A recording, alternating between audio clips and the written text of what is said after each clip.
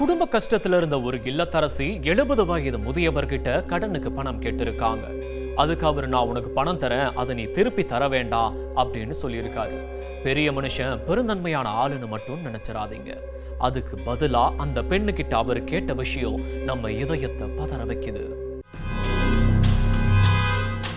70 வயது முதியவர் தன்னிடம் உதவி கேட்ட இல்லத்தரசியை படுக்கைக்கு அழைத்த பகீர் காட்சிதான் இது. சொன்னேன், நான் உங்களுக்கு ரிட்டர்ன் தந்துடுறேன்னா சொல்லியிருக்கேன். டக்குனு வந்து கட்டி குடிக்கிறீங்க. ரிட்டர்ன் கொடுக்கணும்னா ஒன்றும் கொடுத்தானே, இது வந்து உனக்கு அன்பளிப்பு.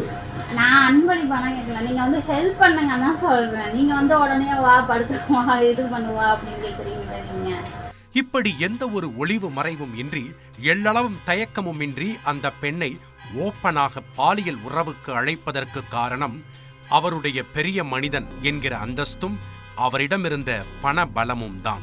நான் உங்கள்ட்ட ஹெல்ப் தான் கேட்கிறேன், நீங்க டக்குன்னு வந்து கட்டி குடிக்கிறீங்க. நீங்க என்ன இதுல நான் வந்து உங்கள்ட்ட பேசுறேன் சார் தான் சொன்னேன். என்ன இதுல என்ன உனக்கு லாஸ் தானே? நான் வந்து உங்கள்ட்ட ஹெல்ப் தான் கேட்டேன். நான் நோ லாஸ். ஹாப்பியா சந்தோஷமா இருக்கிறது வந்து தப்பு. வா ஒரு கட்டத்தில் முதியவரின் பாலியல் ஆசைக்கு அந்த பெண் திட்டவட்டமாக நோ சொல்ல, அடுத்த நொடியே சினிமா வில்லனாகவே மாறியவர் அந்த பெண்ணை வலுக்கட்டாயப்படுத்தி கட்டி அணைத்து கட்டிலில் தள்ள முயற்சித்திருக்கிறார்.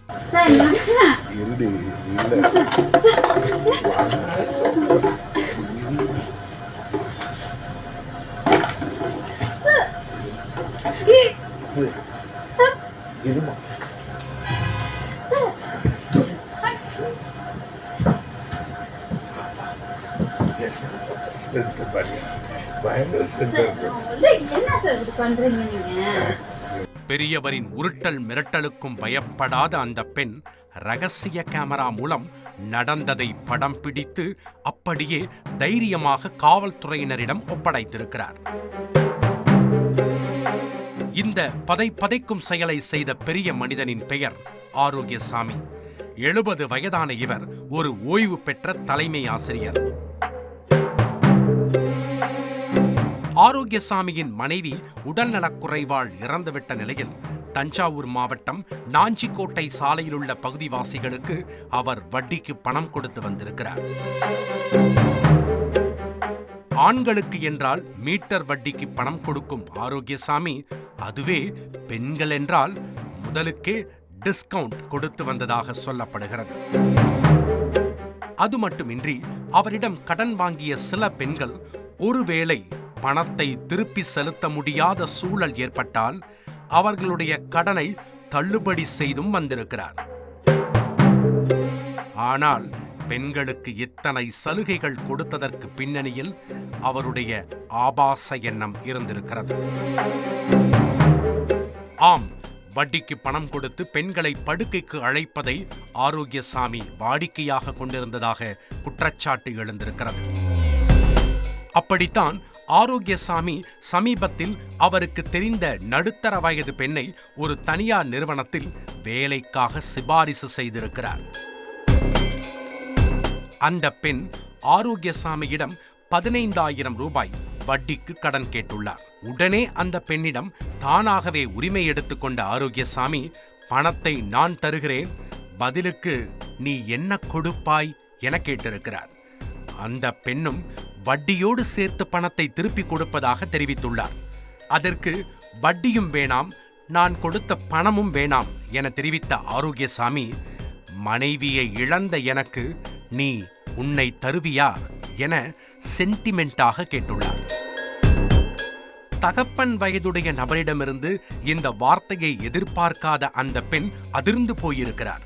அதைத் தொடர்ந்து அந்த பெண்ணிற்கு பண தேவை இருப்பதை புரிந்து கொண்ட ஆரோக்கியசாமி எப்படியும் வழிக்கு வந்து விடுவார் என்கிற தைரியத்தில் அந்த பெண்ணின் வீட்டிற்கே சென்று பணம் எப்போது வாங்கிக் கொள்கிறாய் என நச்சரிப்பு செய்திருக்கிறார்.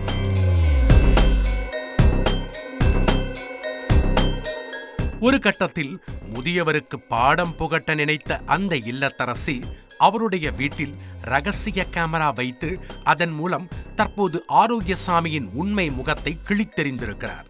நான் வந்து அவசரத்துக்கு பணம் வேணும்னு ஆரோக்கியசாமி வாத்தியார் அவர்கிட்ட பணம் கேட்டிருந்தேன். ஒரு 15,000 கேட்டிருந்தேன்.